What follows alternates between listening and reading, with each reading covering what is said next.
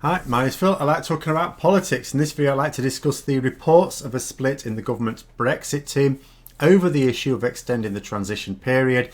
There has started to be a little bit more news on the Brexit front, so I'll be going through that over the coming days and potentially even weeks. But first, if you'd like to be notified of daily news and politics, then please subscribe to the channel and click the bell notification icon. So, when I say the Brexit team is split, I don't mean there are opposing views and some think there's a net benefit to extending and some don't. I mean that the team itself is comprised of two groups. First of all, civil servants who live in the world of what is, the land of reality, and the people who normally and should of course be conducting negotiations in line with policies set by their political masters in cabinet, of course. And then second, there are the political appointees who live in a world of unicorns and pixies and the Brexit pot of gold at the end of the rainbow. Needless to say, it's the political appointees who are in favour of crashing us out without a deal at the end of the year, and the civil servants who want to extend. So that's what I mean about the views being split there. Not only that, but these political appointees are more than a little pissed off that we'd even be suggesting extending the deadline, and the civil servants are more than a little pissed off that we haven't done it already. Many people are convinced that a delay is inevitable, but that the government are just waiting for the right time to go for it, perhaps even waiting as late as possible, which really would be June. The problem is that the people saying it's inevitable are the same people who were saying this before the coronavirus crisis, and they were saying it on the basis of the fact that the government surely don't actually want to exit without a deal, because that would be lunacy. But that is to forget that several members of the government are lunatics. They seem to be genuinely putting in a lot of effort to leave without a deal. These are the people who really made a good show of trying to leave without a deal last year in October. And there wouldn't have even been a transition period then. Yes, it's possible that they knew deep down that the parliament that existed at the time would stop them and that their bravado could just have been a bluff.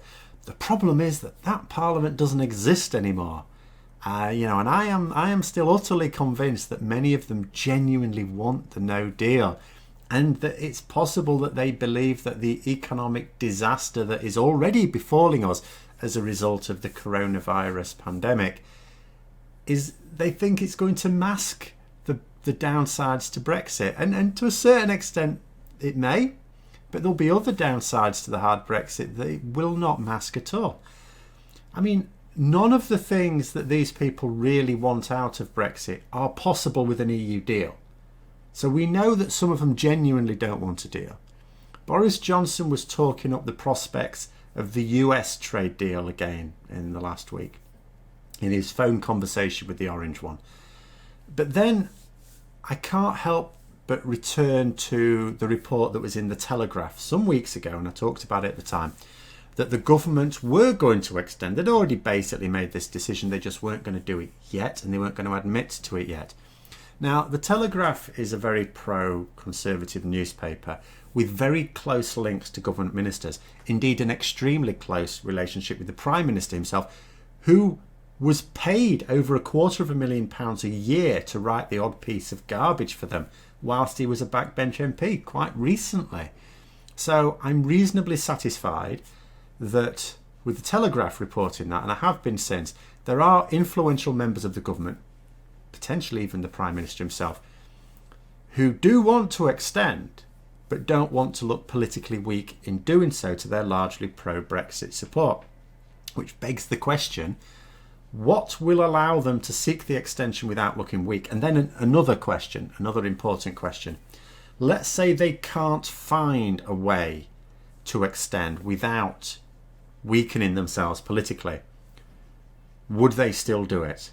Or would they rather not extend than look politically weak and defer the problem till later? After all, we know that there are pro-Brexit lunatics who will absolutely tear the government a new arsehole if they extend. And it doesn't matter what excuse they give, because the reasonable excuses they've already trampled on. You know, They'll point out to the fact that the government said the pandemic makes it even more important to not extend the transition period. Well, this is true. They've said this, officially said this. None of this, unattributed Downing Street spokesperson. Ministers have actually said this to Parliament. They've been recorded saying it, that in actual fact the pandemic makes Brexit even more urgent. Are they expecting that the public outcry for an extension will become so deafening that the government will have to do so on that basis? No, I don't see that. I don't see it happening at all. Yes, the majority want an extension. We know that from reliable polling. Even a majority who still want to leave want an extension, because do you know what? They don't want to leave with no deal. And even the ones who sort of think it'd be okay, many of them still realise that actually it's not going to be okay in the middle of the worst financial downturn that we've ever known, as in our lifetimes. But I'm not sure how those numbers are suddenly going to increase over the next 2 months. They're already where they're probably going to be. I don't see how over the next couple of months more people are going to move to that position to make it overwhelming. The ones who remain thinking Brexit is a good idea, or at least that a hard Brexit is, because many of those, as I say, in favour of leaving the EU are not in favour of a hard Brexit. Those sort of people are not going to stop thinking that until they're shown what a hard Brexit really is. We've gone as far as we can in explaining it to them. They're either not listening or not understanding. And they won't do either until it actually happens, until they're faced with that reality. So, and I've said this before, and I keep going round in circles on these videos, and I go round in circles in my own head. On the one hand, I'm absolutely convinced that Boris Johnson and others are utterly seized of the lunacy of crashing out without a deal. If any of them genuinely believe that the no deal is just a threat, a bluff to get the EU to capitulate on certain things, if they ever thought it was going to work, it's certainly not going to work right now. They must see that the EU are saying, look, they still have a negotiating team, don't get me wrong. Michel Barnier and a small team are still dealing with Brexit, and there's things that I'm going to be reporting on the next few days. But at the same time, most of the EU, most of the other people who might be involved in the process, they go, no, we've got a pandemic to deal with. We've got a major financial crash that's worse than Brexit to deal with. We've got to discuss how we're going to spend €1 trillion. We've got more important things to do. So, there may be those who thought that the no deal was a bargaining position who may come to the conclusion that actually it isn't. But it still comes back to this. How are they now, after saying what they've been saying and are still publicly saying, going to come round to the U-turn of an extension, which is the mother of all political U-turns? And U-turns, in most aspects of life, are laudable. That person was presented with some new information and changed their mind, and they changed what they were doing and it made them stronger. That's great. That's responsible adult behaviour. When a politician does it, that's a U-turn. That shows that they're weak. So it's the thing that must not be done. And I have these two competing forces in my head. There's the Telegraph, which I know will not have reported that story unless it had something really strong to go on. And it does have a strong relationship with Boris Johnson. He was one of their employees until recently indeed.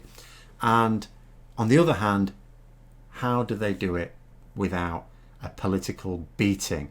Bearing in mind that the bulk of their supporters are the Brexit crowd. And that is the problem. But anyway, very soon I'll also be reporting on what Michel Barnier has been saying about the latest British proposals as well, because that has just been announced. But until then, I hope you found the video interesting. If you did, don't forget to click the like button. And if you'd like to support the channel further, then please also click the Patreon link for details. And until next time, I'll see you later.